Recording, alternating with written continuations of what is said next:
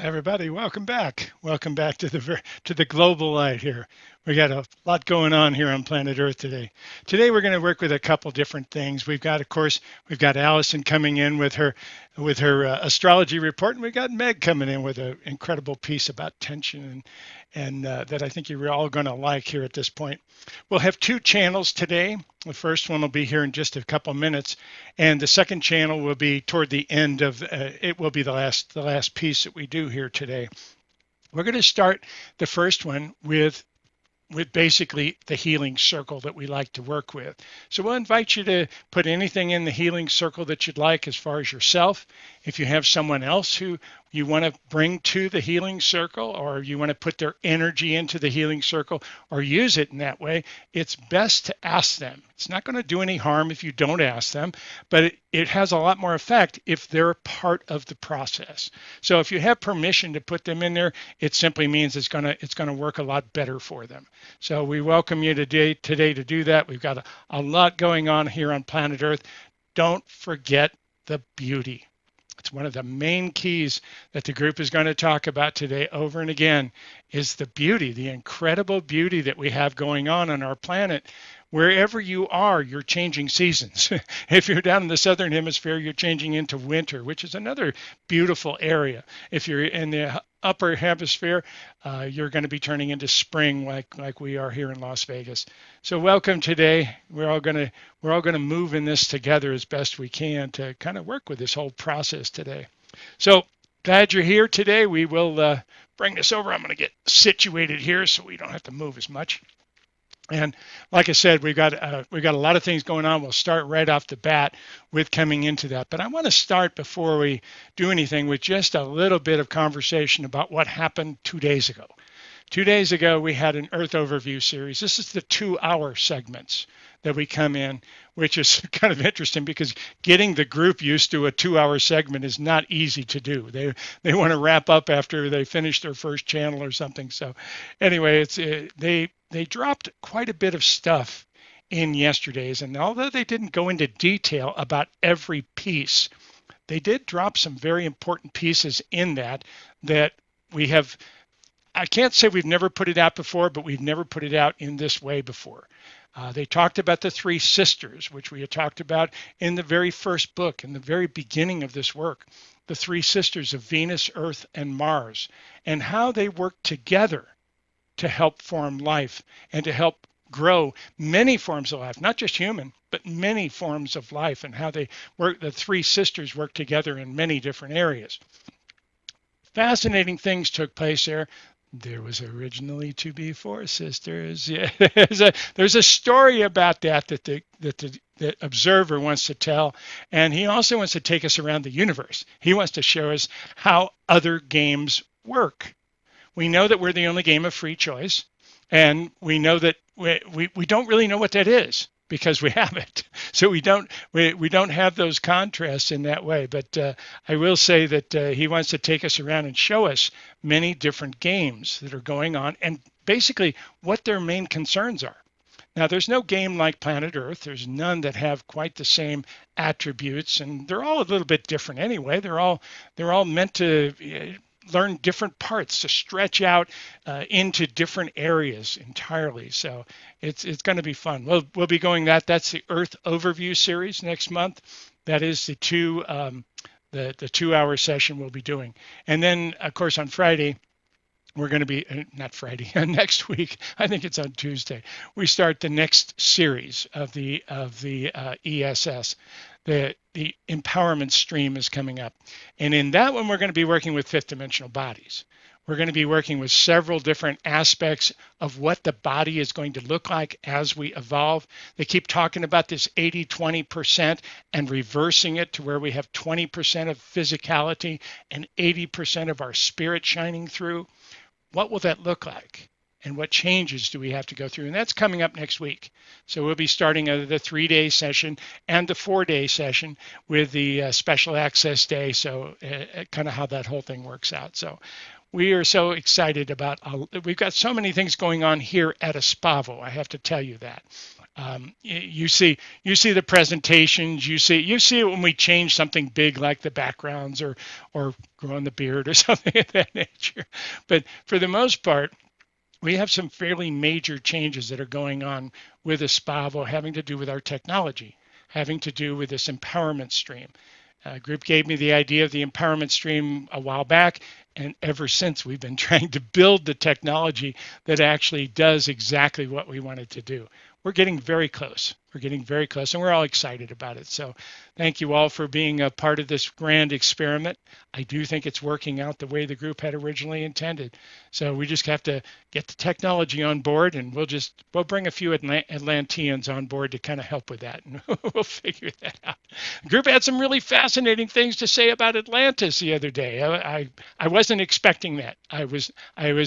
I knew where we were going. I had slides prepared, but I was not expecting the Atlantean turn that they took, talking about the Atlanteans, talking about Henry Ford being an Atlantean, that they dropped some big pieces. So anyway, we will go forward with that too. And if you haven't seen it, go check it out. It's up there, and of course it's available right now.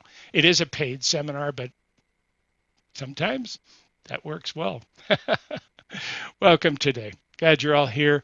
Hope you're all safe and comfortable and in a good energy. We have people all over the world that are connecting with us in different ways. Of course, Barb and I have had the privilege of having our books translated into 14 different languages.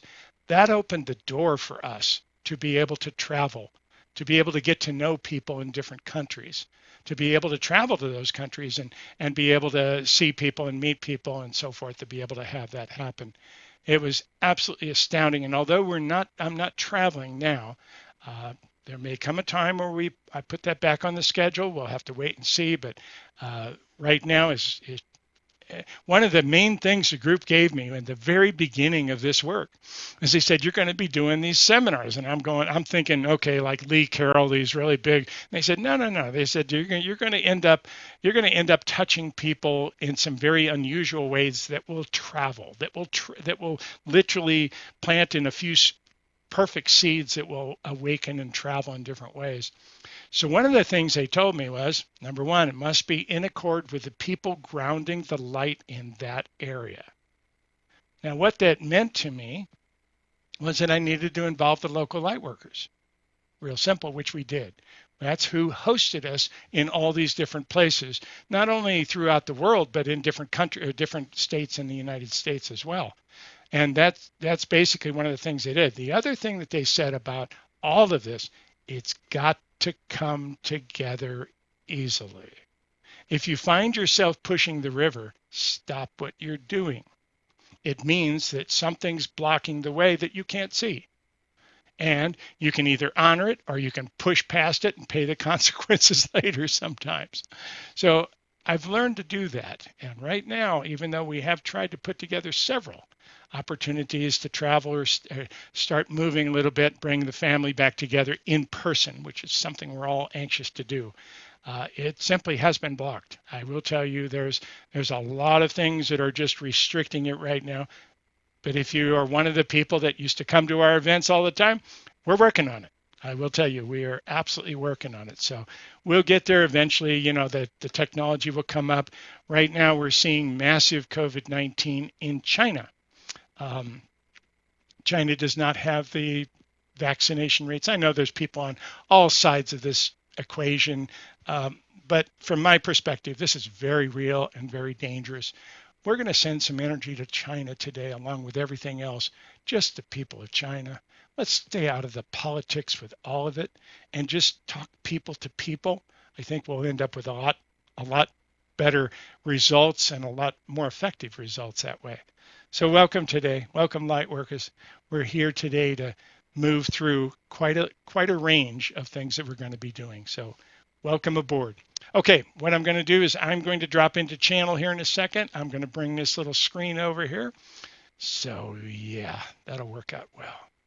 Espavo, everybody. Take a couple of deep breaths and join me in just a second.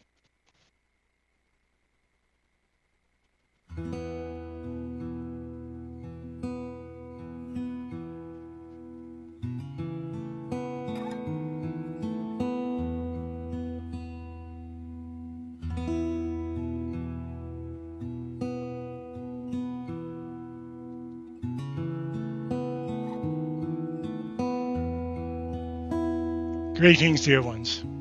I am Observer. I join you this day with great pride, for there are things moving on your earth that you may not be familiar with.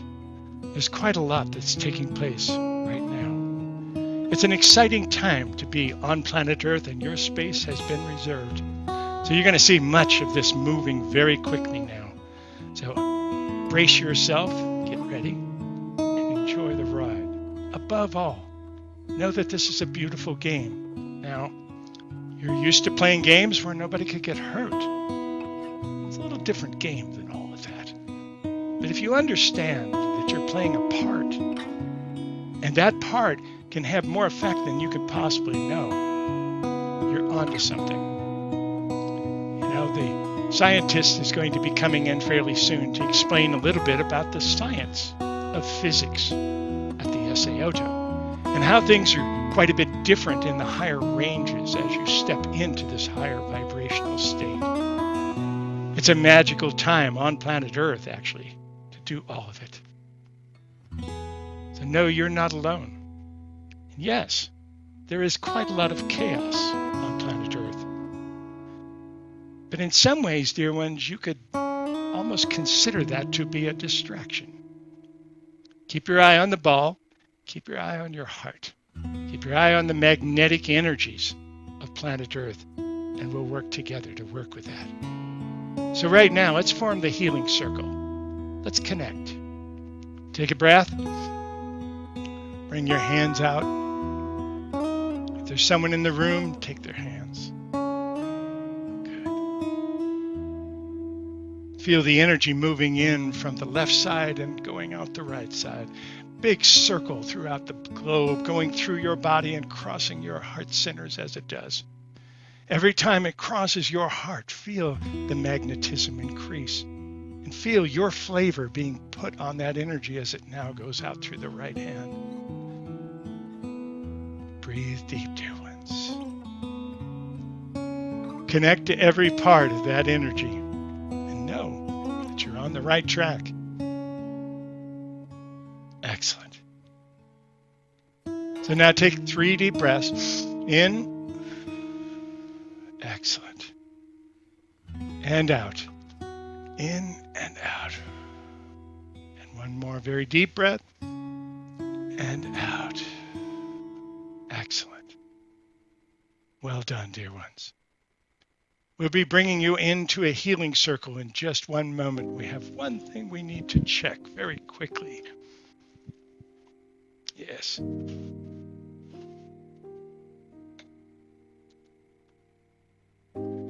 So feel that connection. Feel that light. Feel the love.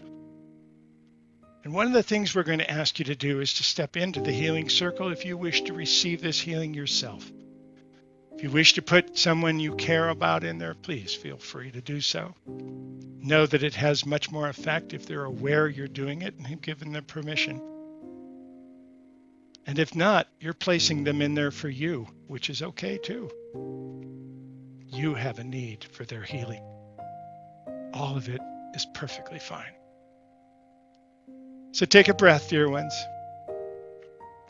and know that you're in the right place at the right time. And for those of you who have stepped forward into the healing circle, open your heart. And as difficult as it is to be fully seen, let down that protective barrier for just a moment. Know that you're safe in an environment of love and family. And let that unconditional love move through your body right now, straightening out some of the jagged lines, some of the challenges of it. So many beautiful different ways.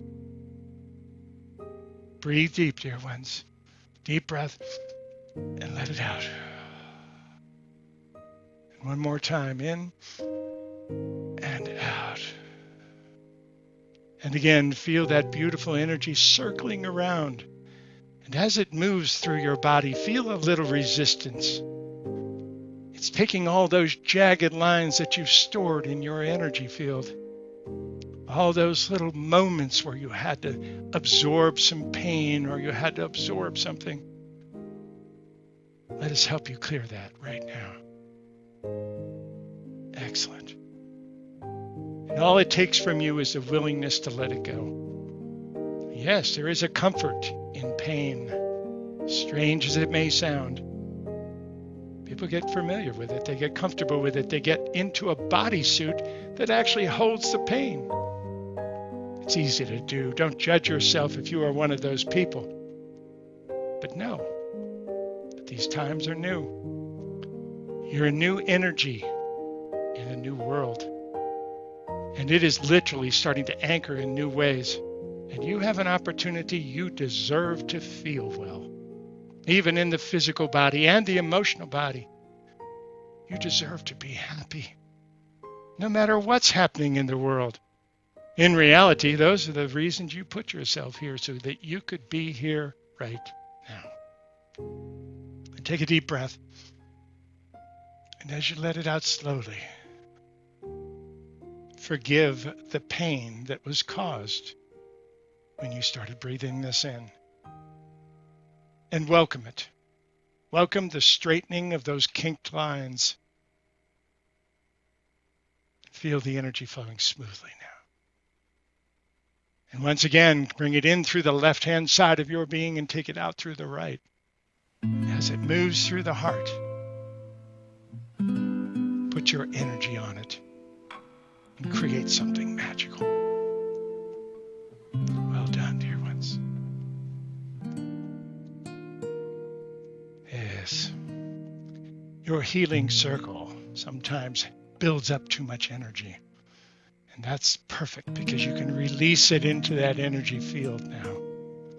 Well done. We're going to take you a little further into this at this moment because there are beings all over this globe right now that are searching for healing in different forms, whether it be healing having to do with the physical body, the mental body, everything except for the spirit. The spirit is perfect. So it never needs healing in that fashion. But the way you interpret the spirit and the way you express the spirit through the body sometimes does. So we're going to bring you a little further in this time. Ask you to go very deep within your being. Pay attention to your breathing. Know whether you're breathing in or breathing out.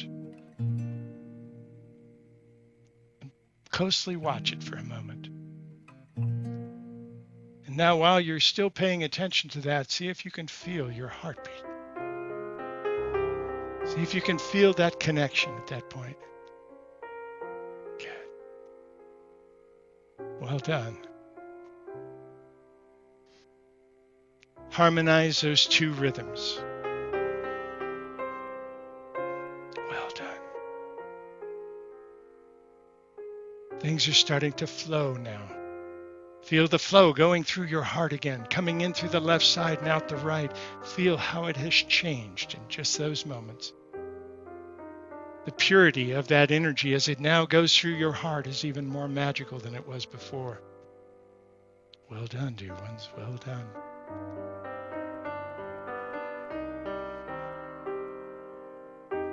And now slowly release the energy.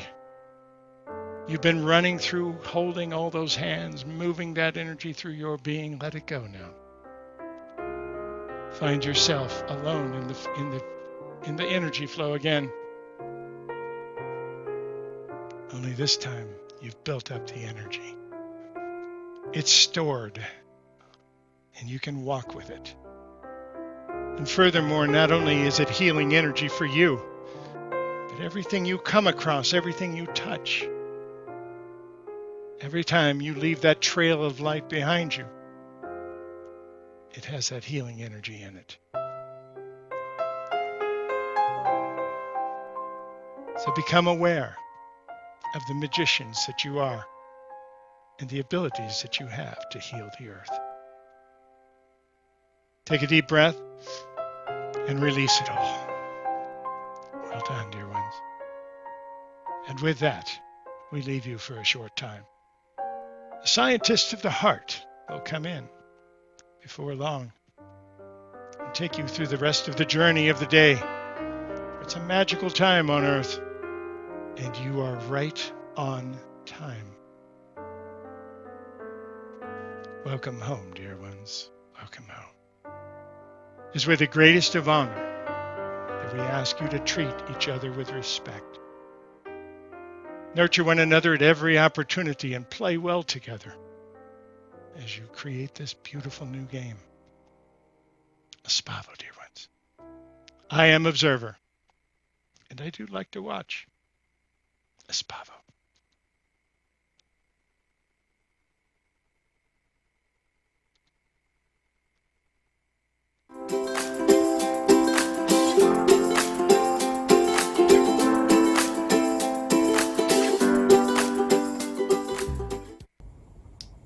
Hi, everybody. So nice to be here with you on the GlobalLight broadcast for May. Here we go.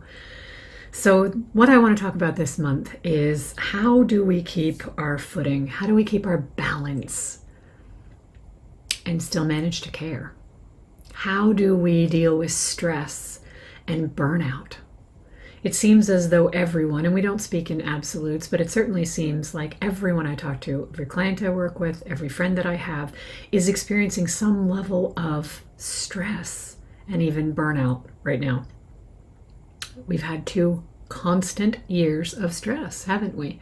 Whether it's been about politics, partisan politics, plagues, extreme climate changes and subsequent elevated fires and floods and record-setting storms causing catastrophic tornadoes that recently came through the U.S.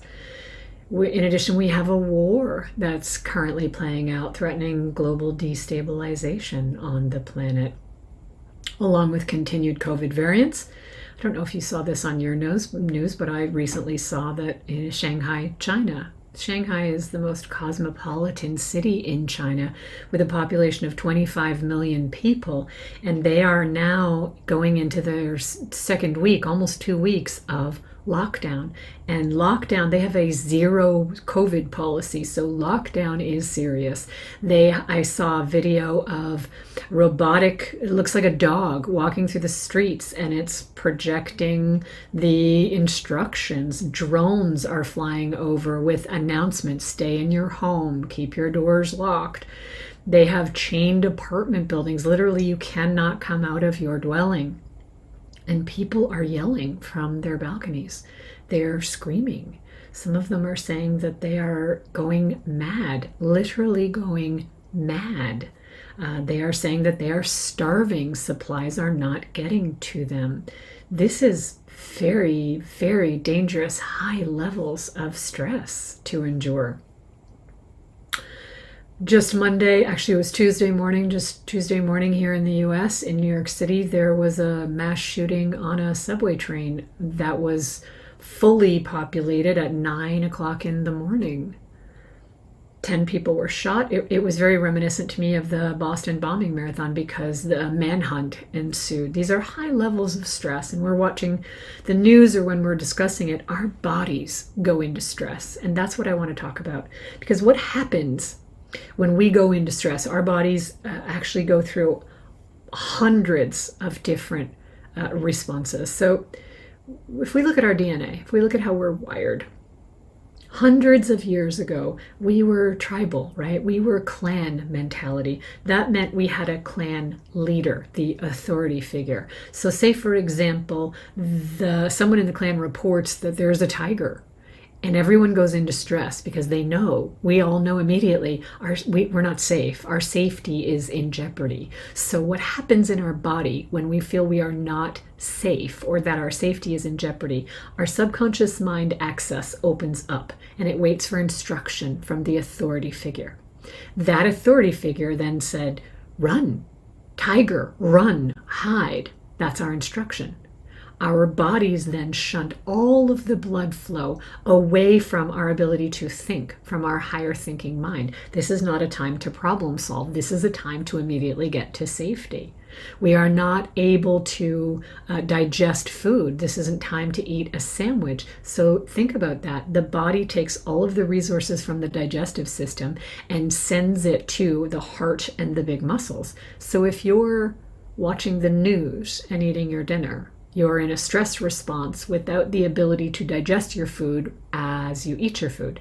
This causes indigestion, bloating, inflammation, all these other things that research has shown because you are not in a state of resource for digestion. You are in a state of stress. Same thing, the blood is shunted away from the reproductive system because it's not time to procreate, it's time to run and hide. It is also shunted away from our immune system. So we do not have healing mechanisms at play.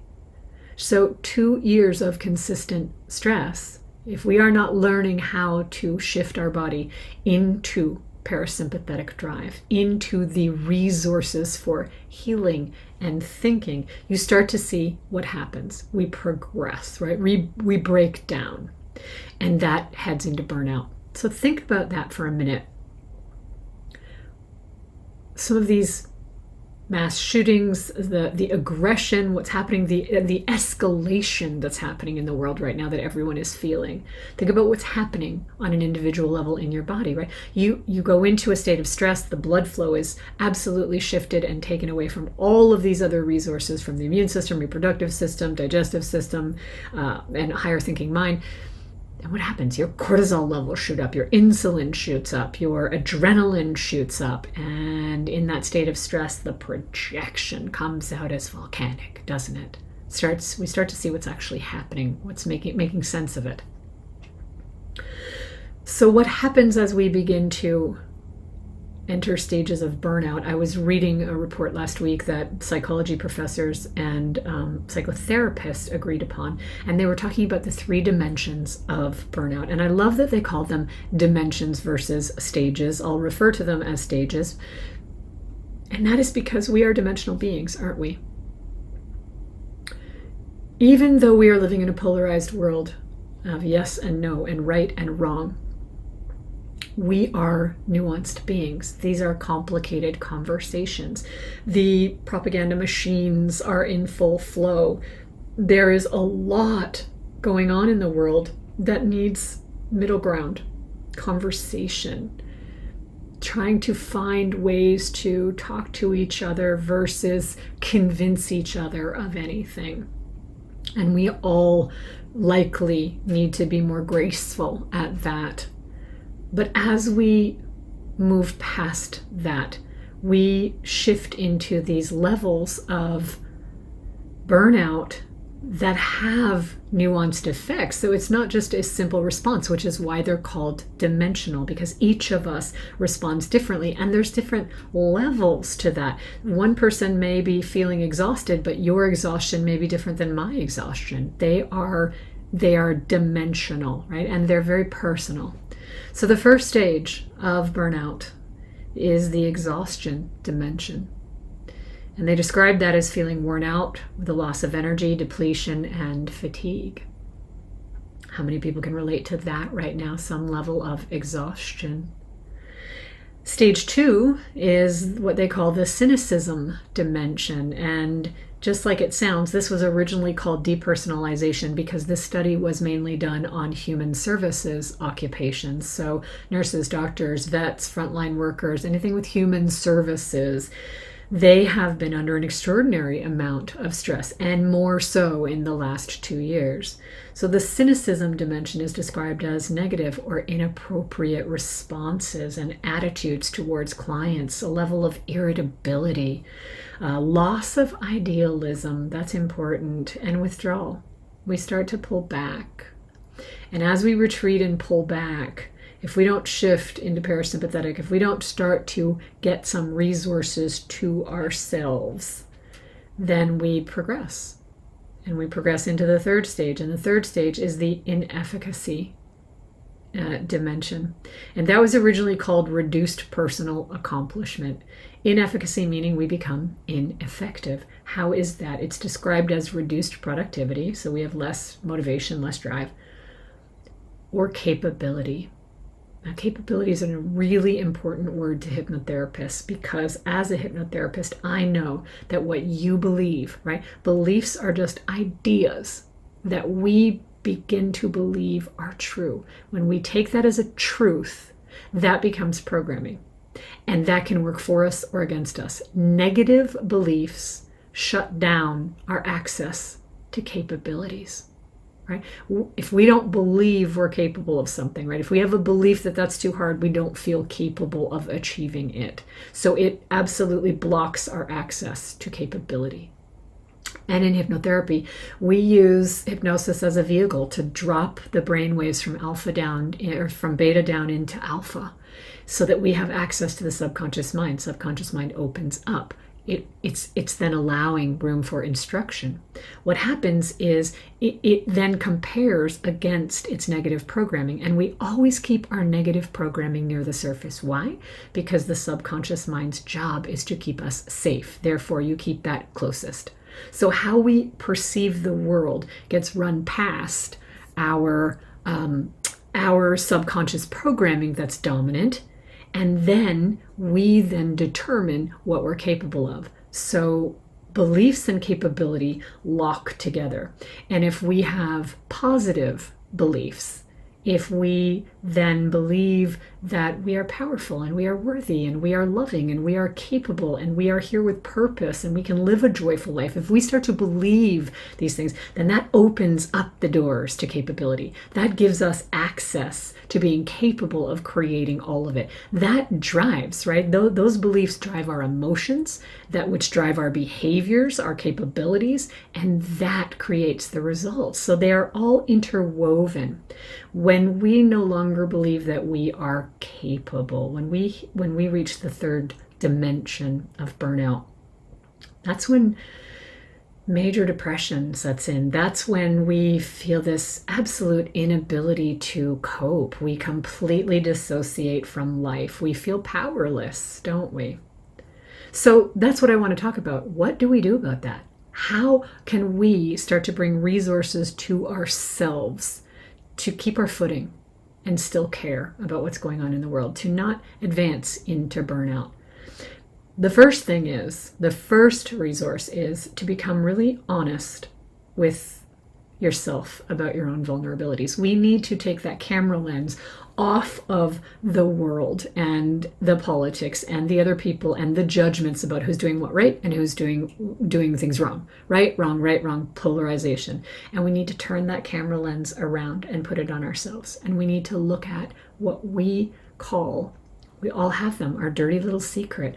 We call it a personal lie in hypnotherapy because it's a lie, but we believe it. And if we believe it, then it's a truth, isn't it? And it stops us from being capable of moving past it if we don't believe we're capable of it. So it all comes back to, what's our personal lie? Now, how do we actually even determine our personal lie? Well, as we talk about perceiving the world and comparing it to our programming, there's what we call that critical factor you've heard me talk about before. That's the analyzer. That basically is this mechanism within our brain that takes in data, compares it to our negative dominant programming. Why? Because we have all the positive memories too, but the negatives stay dominant. Why? To keep us safe. Tiger, run. We keep that safe. Tigers mean we're not safe. We keep that dominant. It's right there. So that if we're walking down the street and see a tiger, we've got programming right there that says, tiger not safe, run. So that mechanism itself, that association mechanism, is born at 7, and it matures between 7 and 11.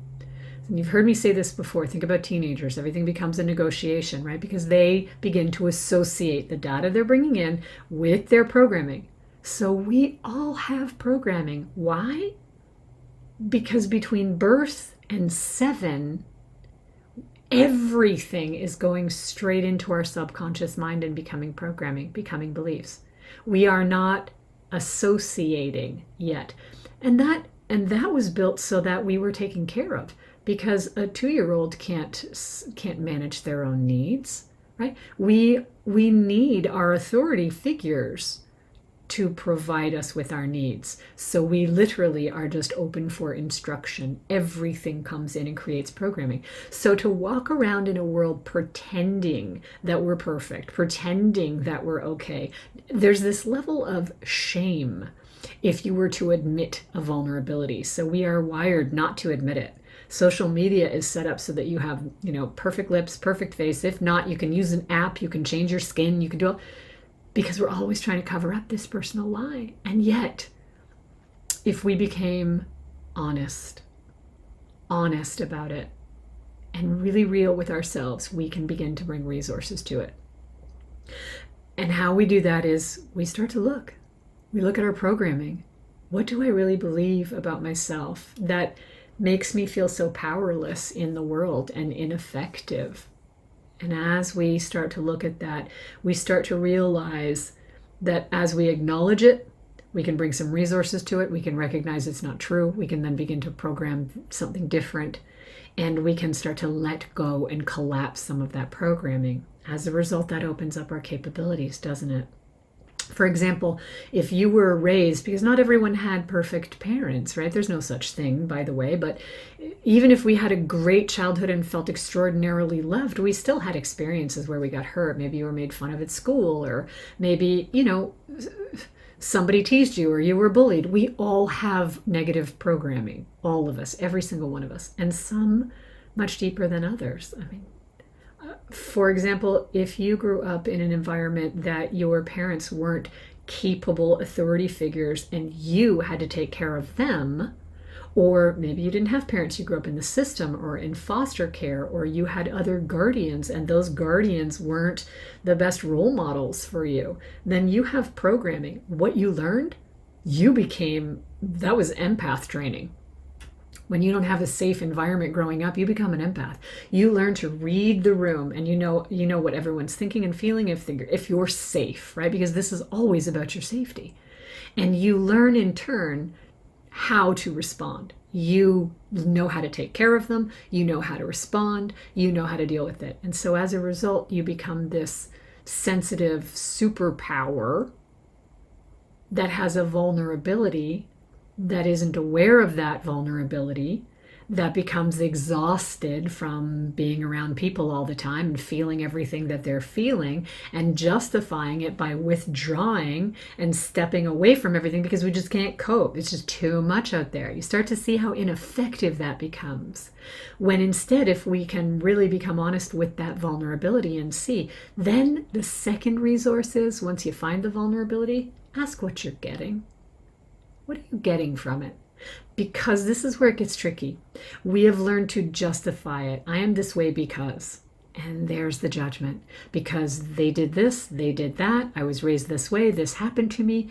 That is not to negate any of those things. Those things were all important. But at some point, as adults, we must take responsibility for it. Because they are not still doing that. We then continue to do that to ourselves by holding on to those judgments. Right? Doesn't mean you have to walk into forgiveness. We don't go from 0 to 100, but you do have to look at, this is why I'm vulnerable, because this happened to me and it made me feel this way. Made me feel what? Unloved, unworthy, not good enough. Name it. Now, I still see the world the same way. Ooh, why? Because that's how I'm wired. That's my programming to keep me safe. Okay, but what are you getting out of it?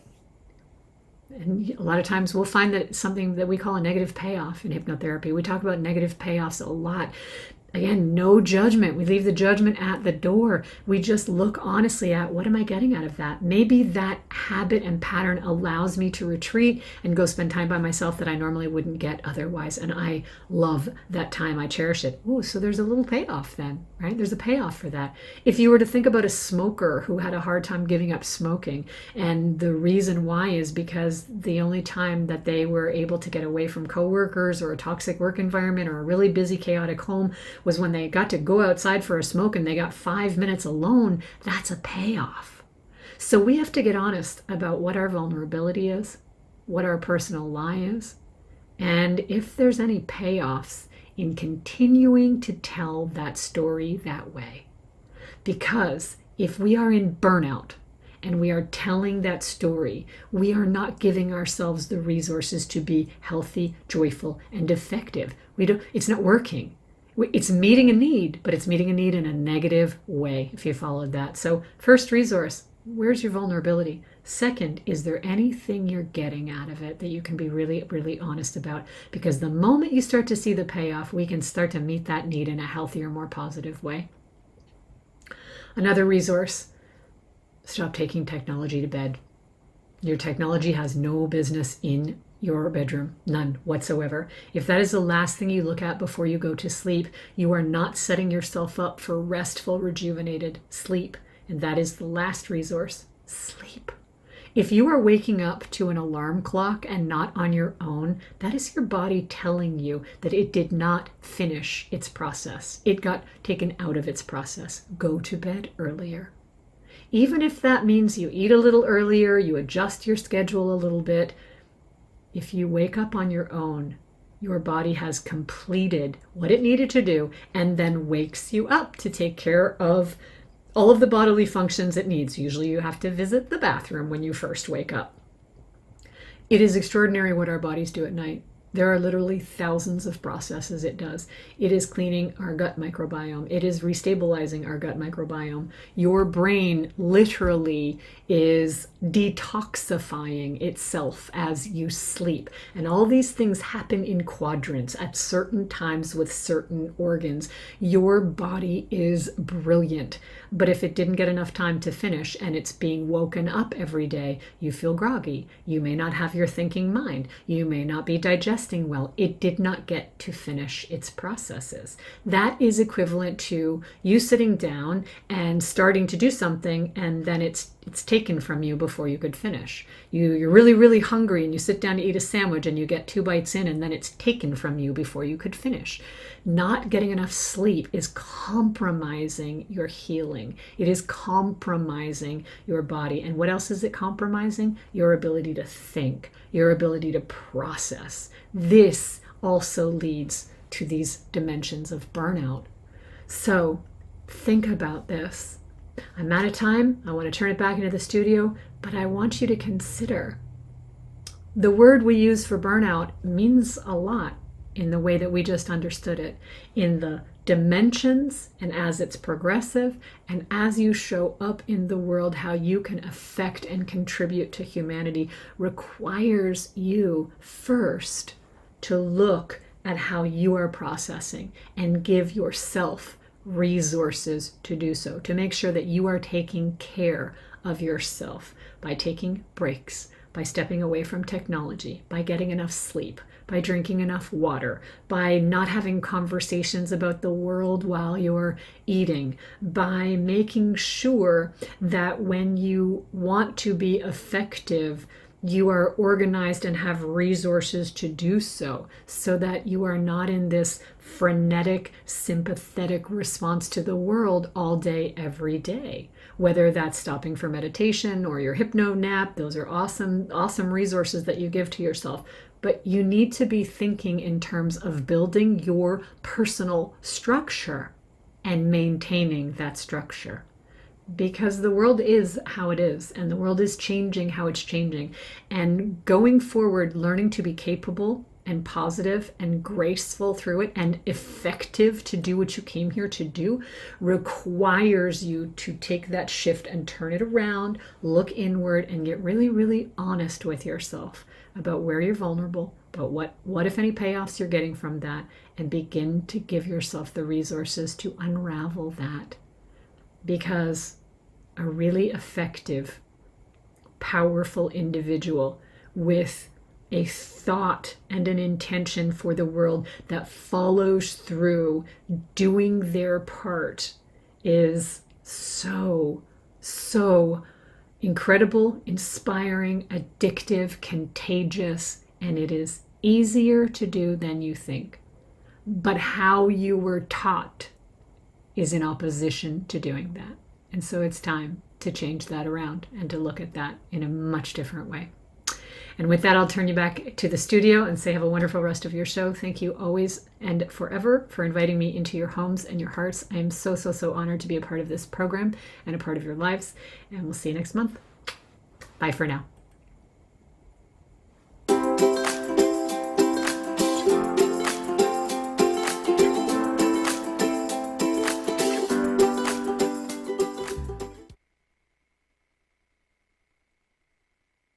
Probably up if I turn it on. Thanks, Meg. So do you mean I can't watch the news just before I go to bed? I did learn that one a little while back. I did. I love that aspect of keeping the technology out of the bedroom and being able to do that whenever possible. That it really makes a huge difference. It really does. I've got I have different offices I can go to right here in my place. I got different stations I can work at. I don't need the bedroom to be one of those stations. Anyway, thanks so much for that, Meg. As always, right on time and just perfect messages. We're going to bring Alison in for the astrology report. Alison has been with us here for quite some time and just doing an awesome job. So thanks, Alison, and thank you, Meg, for doing that. By the way, Meg and Alison both do private sessions, and their schedules get filled up sometimes. So keep that in mind. We will make a place. I was always tempted to make a place where you can connect directly with them, but keep your eyes open. We'll make that happen because I want to be able to be sure and support them as well. Anyway, here's Alison. Aspavo, everybody. Hi everybody and welcome to the astrology part of the show. And I've got my cup of tea here. Yes, it's English tea, very nice too. And do you know what? I think I'm just going to sit here and drink my cup of tea. I looked at the astrology and I thought, I think I'm going to give this month a miss. I'm just going to sit there and, well, do what the English do actually. Whenever we come up against any crisis or any kind of stress, we go, let's have a cup of tea. Well, so I thought, I'm going to sit on Steve's show and have a cup of tea. And it's either that or a glass of wine, and I don't think he'd approve. English astrology goes mad drinking wine. On Steve Rother's show, I don't think so. And I guess we have been used to some very high-powered astrology recently. You only have to look around the world to see that the astrology must be as mad as the world is at the moment. But what we're doing, I think, in the days and weeks to come, is we are slowly becoming exhausted, I'm going to say, if you're not already. It's the fire goes out of the sky, stage by stage by stage, until we reach the point where nearly everything in the planet, all the planets, are all stacked up in one quadrant of the sky, covering mainly Pisces and Taurus. And these are feminine signs. Both of these signs are like gravity, they pull in, they don't push out. So we don't have a lot of the frenzied, fiery activity that we've had recently. And so I think that's a flipping good time to put your feet up and get a cup of tea. Of course, we Americans and English, let's be honest, we don't really share the same taste when it comes to a choice of hot beverage, do we? Now, let's be honest. I've been over there and I've seen what you drink and call coffee and tea. And frankly, I just stayed on water for 2 weeks. And I bet you come over here and go, what is that they're drinking? So you'll have to go and get your equivalent of a cup of tea. I think that's what the best we can come up with. Anyway, oh well, I suppose we should do some astrology.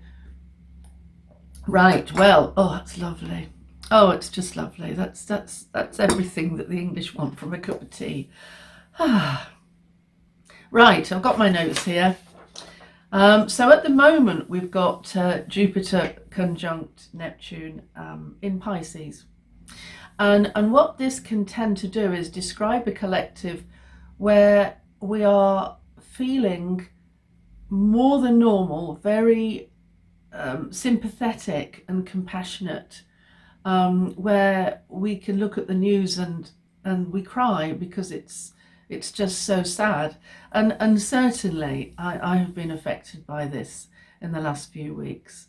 And I think this astrology is quite good, actually. I think it's a good one for describing how we feel. It's just so sad. So that's still in the air, but it is leaving shortly.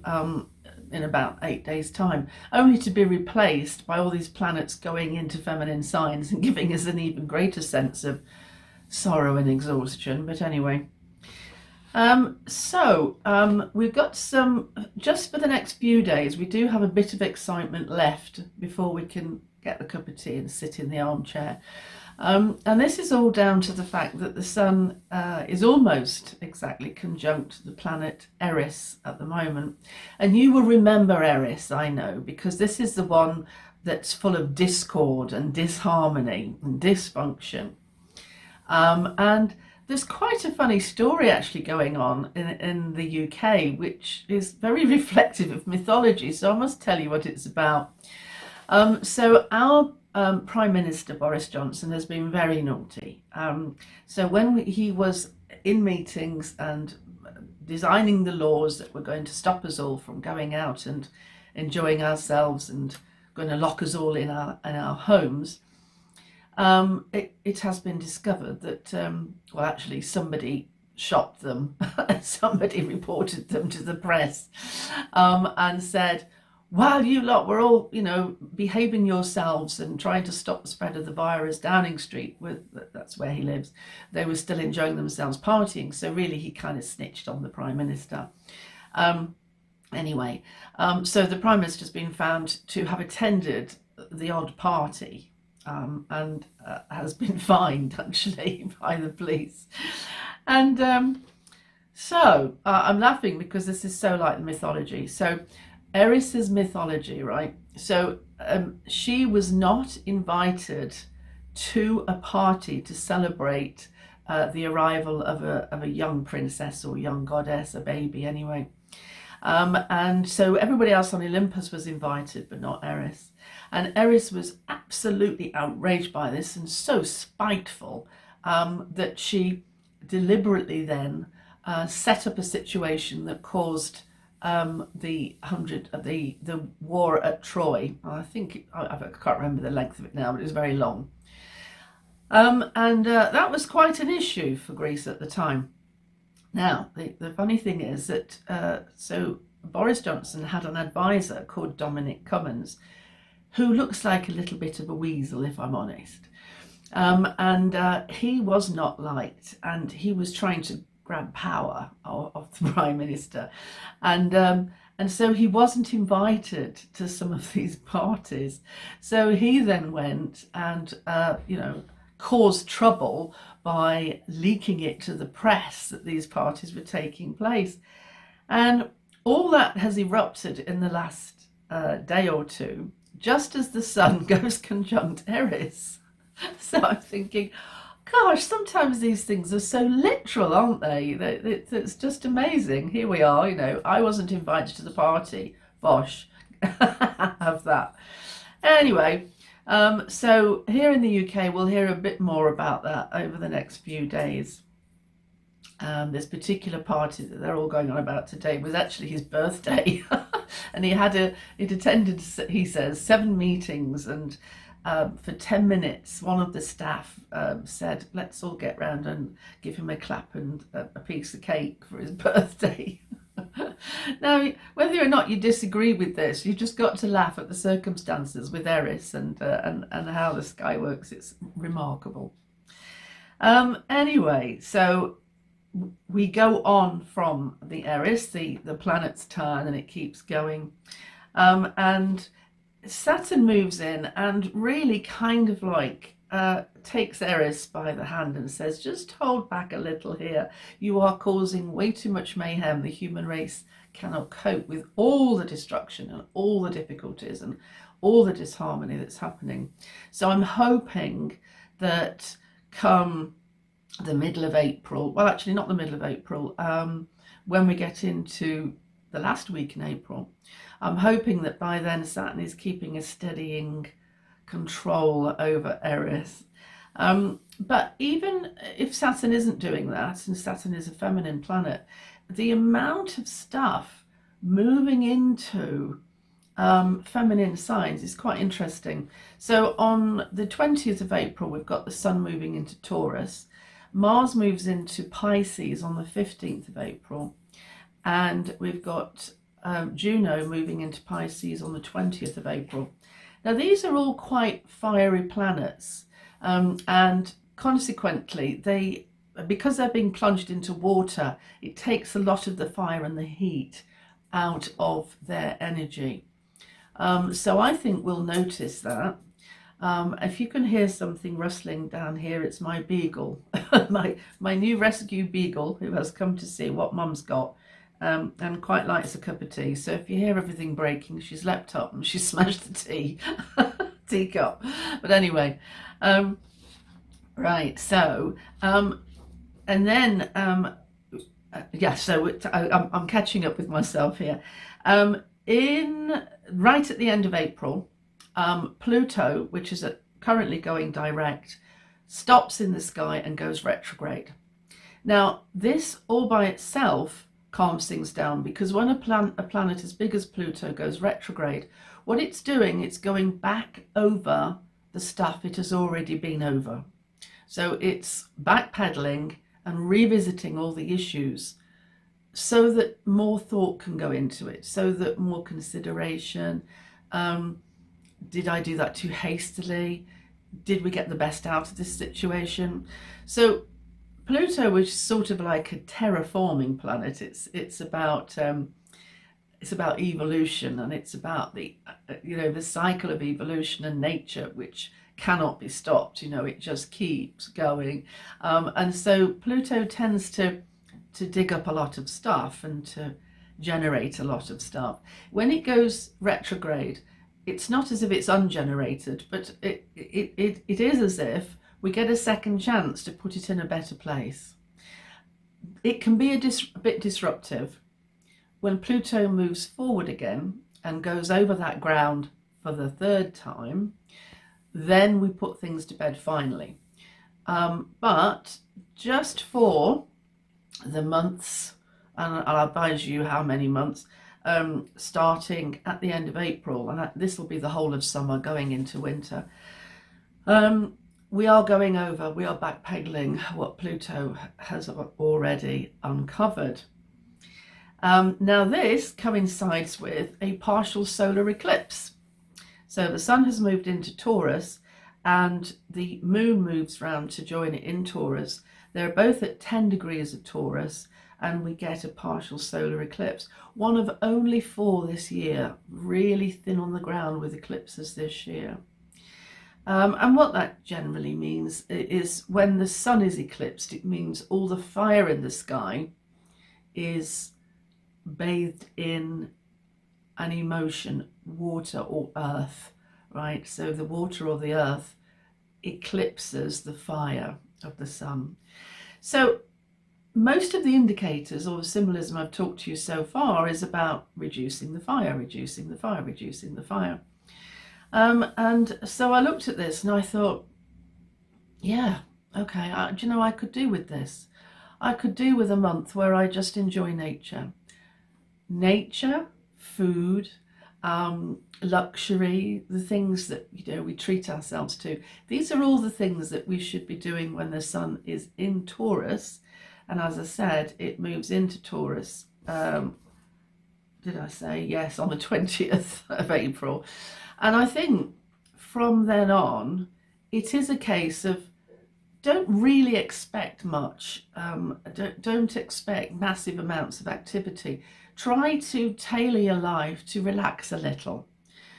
Now, if there is something that you urgently want done before this period comes up, then I would get on with it now, because with the Sun conjunct Eris, you've got a lot of energy. And we've still got Mars in Aquarius. A lot of energy can come out of that, particularly on the techie stuff. So I think that's sort of the plan, isn't it? Let's get this. We've got a plan now. So for the next few days, we go furious, furious, furious. And then when it comes to the 20th of April, we just go, right, well, that's it. Cheers. I'm going to sit and have a cup of tea, and I'll have a glass of wine later. Just relax and enjoy it. And I'll see you next time. Don't forget me if you want. If you've got an issue or you something you'd like to talk through, have a reading with me, have a consultation. And I love that. We'll both have a cup of tea, and I'll see what colour yours is, and I'll show you what colour mine is. And I'm so funny. Not. Okay, then I'll see you next month. Lovely to talk to you. Bye. And there we go. Well done. Thank you so much, Alison. And yes, I was drinking tea too. Not that American coffee stuff.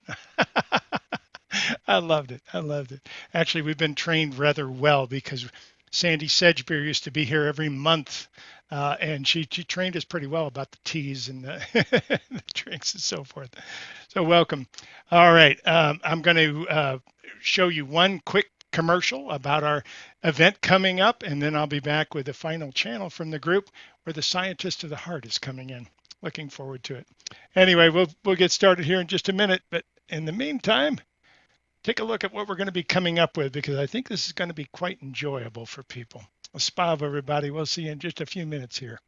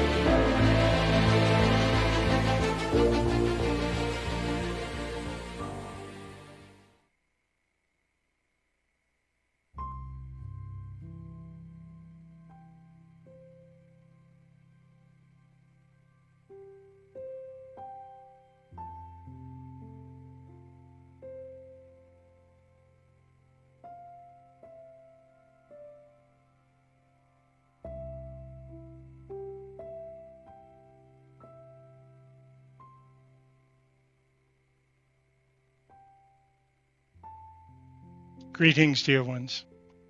I happen to be the scientist of the heart. I've come through for quite some time to step back, to make space for Observer, to bring you so much information from his perspective. This day, we'd like to share with you one aspect that is taking place almost everywhere on planet Earth. You see, you have a concept about times. Oh, yes.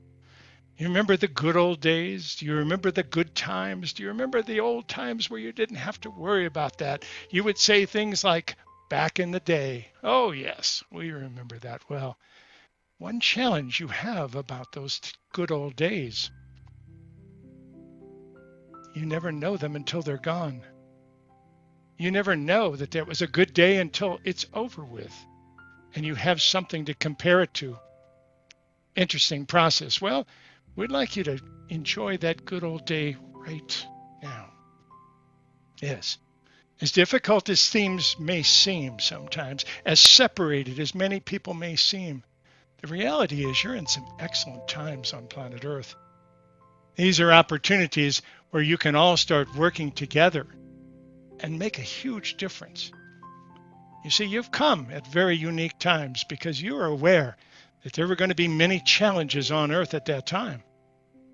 And you wanted to be there, to hold the light, not necessarily to move in one direction or the other, but just to hold the light of home, to hold that love that supersedes everything.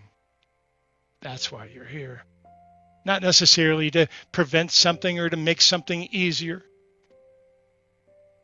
You can do it out of love, or you can do it out of fear. But let's talk about that fear for just a moment, because there is quite a bit that's taking place with the fear. You see the fear playing out every day on your planet. It used to only emerge once in a great while, but now you're seeing everyday shootings. You're seeing people acting out for no apparent reason, just because they wanted to do it, just because they reached their end. Can you blame it on mental illness? Yes, but we tell you almost everybody has some form of mental illness they're dealing with, so let's wrap that one up into one. The main thing that we want to tell you about this whole process is that humans can get angry. But several things happen when they get angry like that. Number one, unless they have an outlet for it, it continues to build up. And that's when you see people acting out. So what are things that you can do during this time to help alleviate some of that? Well, there's actually several things. One of the things we're going to suggest to you is planting seeds of light. We've talked about that many times. But what about if you were to plant smiles?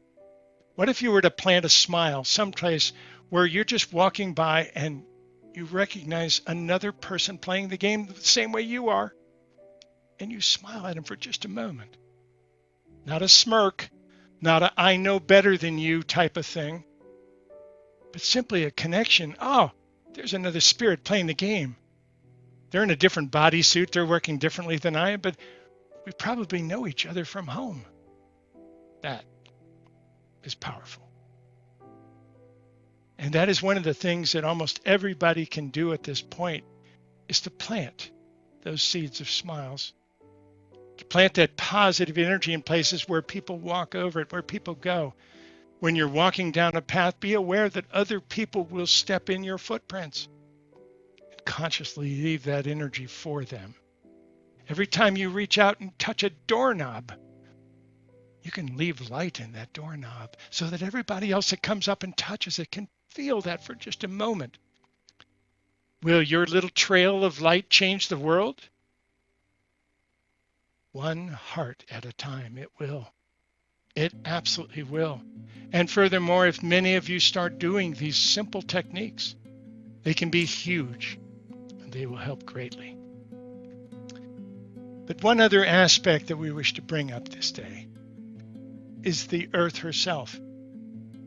You see, you're a part of the earth and she's a part of you. The whole idea of ashes to ashes, dust to dust was actually real. Your physical bodies are made up of the earth essence. Your spirit isn't.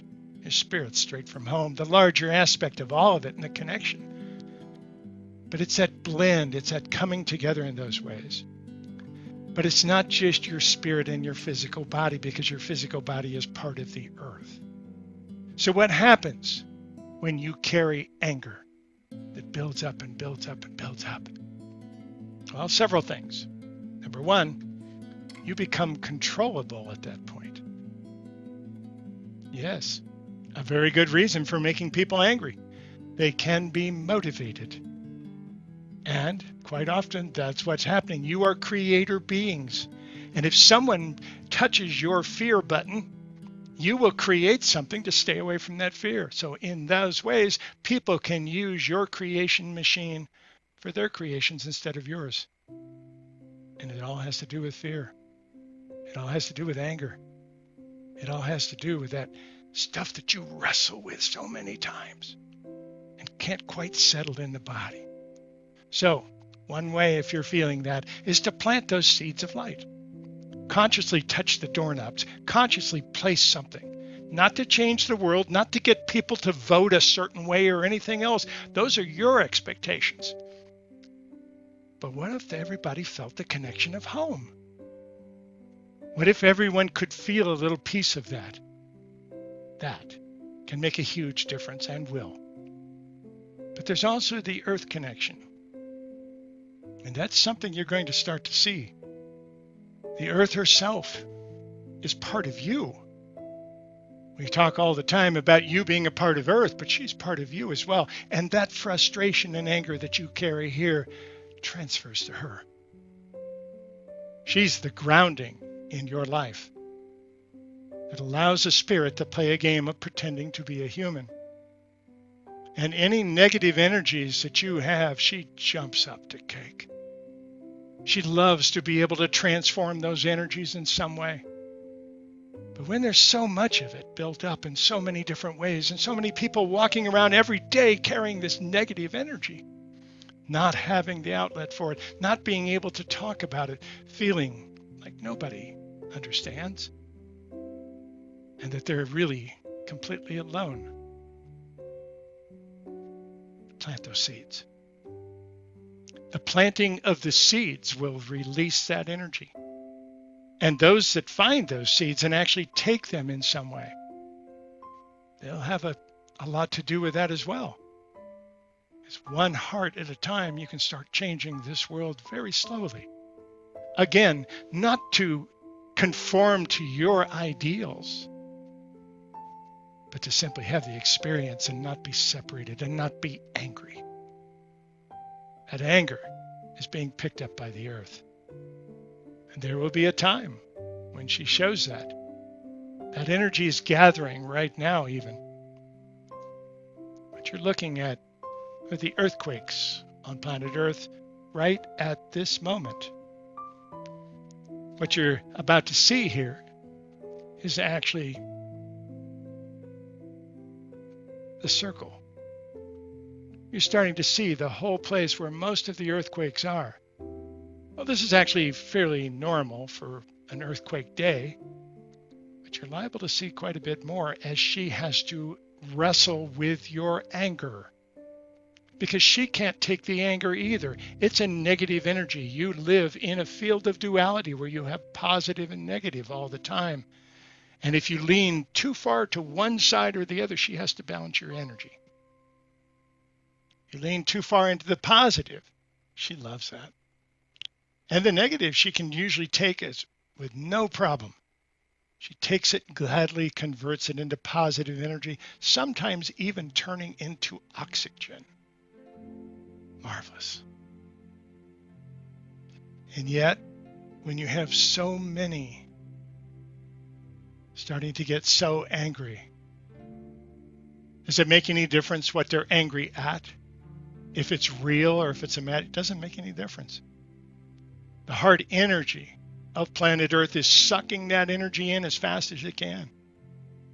And she jumps to the surface to take your energy and to grab that and envelope it into her energies and actually into the magma that flows through her veins.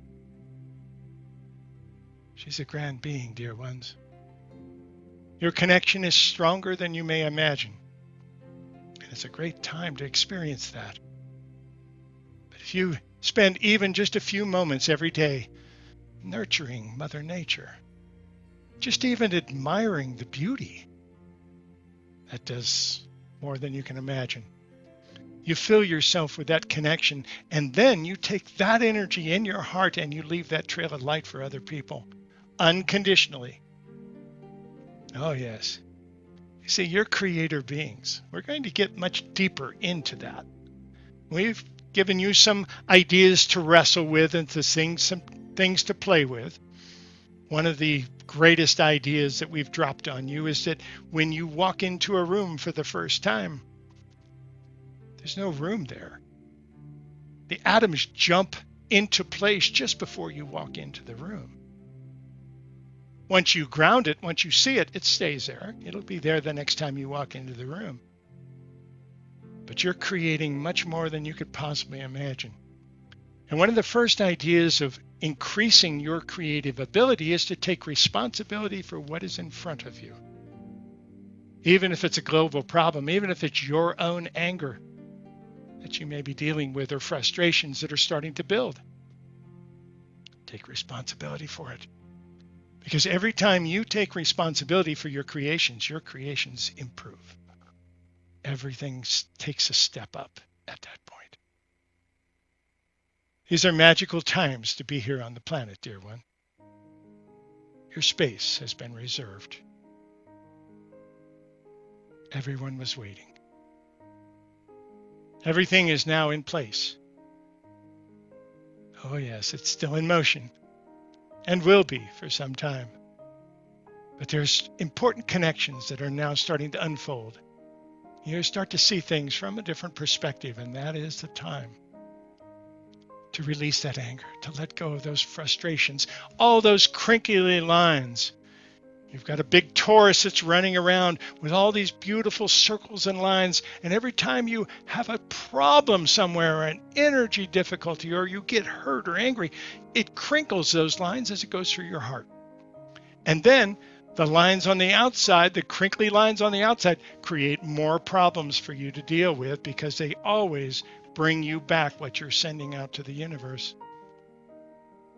So, to work consciously, to release that energy, to plant those seeds, to know that you're leaving a trail every footstep, every time you touch something, every time you smile at someone. Plant those seeds of smiles and enjoy this journey, dear ones. Know that you are here on purpose, and you made it just in time. Well done, dear ones. Much more is coming as the earth absorbs this energy. She's working with her own challenges, of course, at this very moment. But you're part of her graciousness. You're part of the larger connections of who she really is. You are the best of planet Earth. Take a breath, dear ones, and know that you're never alone. The connections are here. Your light is alive and well. Do not get wrapped up in all the things going on planet Earth. Step back. Step into the light and carry it forward with you every step of the way. It is with the greatest of honor that we ask you to treat each other with respect. Nurture one another at every possibility, and know that you're playing a new game. Play well together. You're all from home, and we see you.